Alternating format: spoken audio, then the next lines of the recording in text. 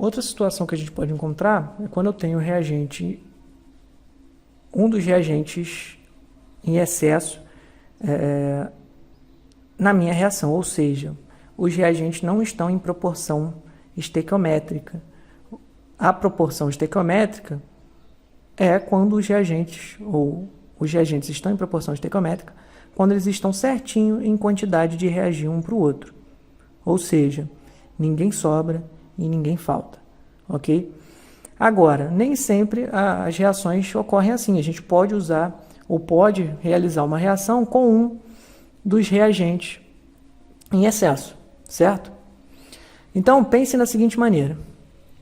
Vamos supor que a gente tem uma reação aqui, ilustrativa, né, de triângulo com bolinha formando esse composto aqui, que é um triângulo bola, certo?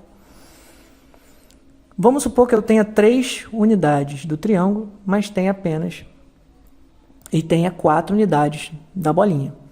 Reparem que, como a proporção aqui é 1 para 1, para formar um, eu vou pegar um triângulo desse com uma bolinha e vou formar um dos produtos. O outro triângulo com uma bolinha e vou formar um produto. Um triângulo com uma bolinha e vou formar um produto. Mas aí, nesse momento, os meus triângulos acabam. Eu não tenho mais triângulo. Depois de formar 3 produtos, eu não tenho mais triângulo aqui disponível. E sobra-se uma bolinha aqui, né? Ou seja, os meus triângulos são completamente consumidos. Eu vou consumir uma parte desse reagente em bolinha para formar esse produto, mas esse meu reagente em bolinha está sobrando. Ele é meu reagente em excesso. Tem mais dele do que realmente eu precisaria, ok? Então, esse é meu reagente em excesso. E reparem que o triângulo, nesse caso, é ele que dita até onde a minha reação vai. Por quê? Porque como ele vai ser completamente consumido, quando ele acabar, para-se a minha reação, porque eu não tenho mais dele disponível para fazer a reação. Então, é ele quem dita quanto de produto vai ser formado, por exemplo. Quanto realmente desse cara vai ser consumido e quanto vai sobrar. Então, ele é o meu reagente, é o que a gente chama de reagente limitante, porque é ele quem limita a minha reação e que diz ou dita quando ela vai parar, porque ele vai ser completamente consumido e não vou ter mais dele. Então, ele vai ser completamente consumido, certo? Então, o importante a gente notar é que o reagente limitante é que define a quantidade de produto que será formado, né, e a partir dele, né, sabendo quem é ele, quem é esse reagente limitante, a gente pode saber quanto do meu produto vai ser formado ou quanto do meu reagente também vai ser realmente consumido e quanto vai sobrar. Ok?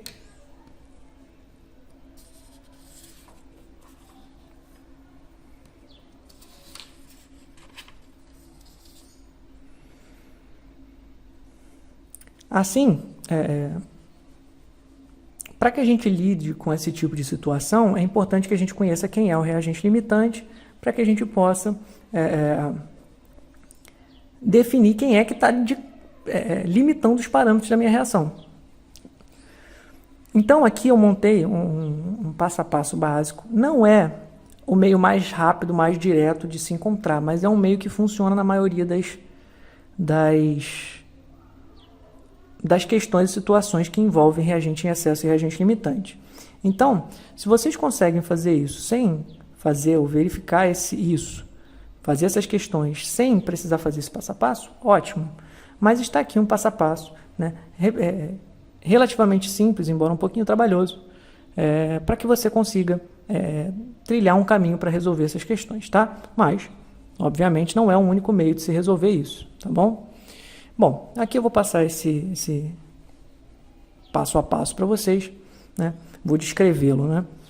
Então, o primeiro passo, né? Você considera um dos reagentes como reagente limitante e faz o cálculo, né, se ele fornece para vocês a quantidade desses reagentes, eu faço o cálculo de quanto seria produzido de produto se ele fosse completamente consumido. Considero qualquer um dos reagentes como limitante e faço esse cálculo, certo?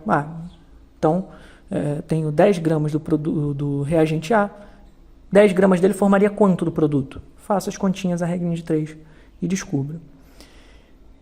Passo 2. Repito o mesmo processo para o outro reagente ou para os outros reagentes que eu tenho ali na minha reação, certo? Então, vou repetir para os outros reagentes essa mesma coisa. Considero ele limitante, vejo quanto de produto ele formaria se fosse completamente consumido, né?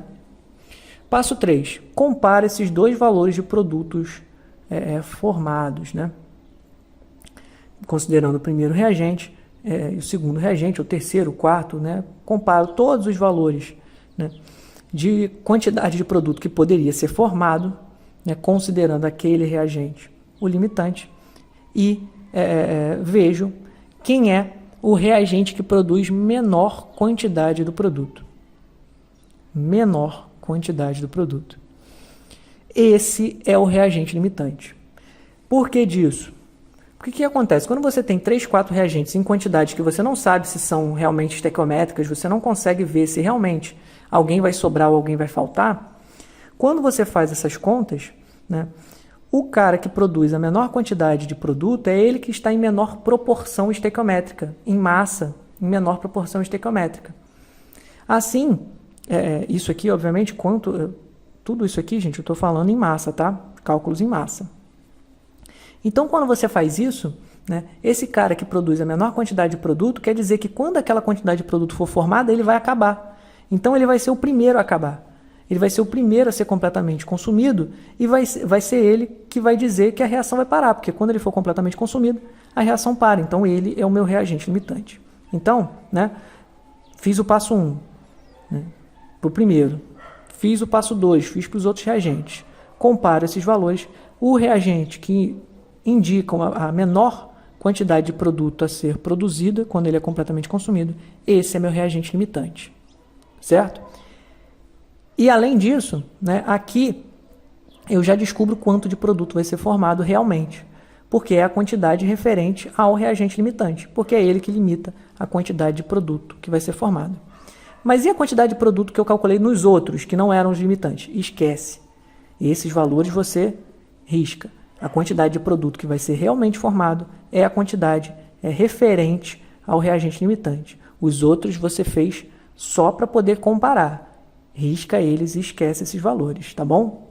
Agora, o valor que é referente ao reagente limitante, né, a quantidade de produto produzida pelo reagente limitante, você pode considerar, você pode seguir com isso, você já sabe, é essa quantidade de produto que vai ser formado, ok? E aí, a partir daí, você vai usar para todos os outros cálculos como parâmetro o reagente limitante, porque agora você sabe quem é. E é ele quem dita os parâmetros para os outros, tanto de consumo dos outros reagentes, quanto de produtos ou outros produtos que vai ser formado, que serão formados. 4. Se você quer descobrir quanto dos outros reagentes ou do outro reagente vai sobrar, né, você calcula a quantidade do reagente em excesso, certo?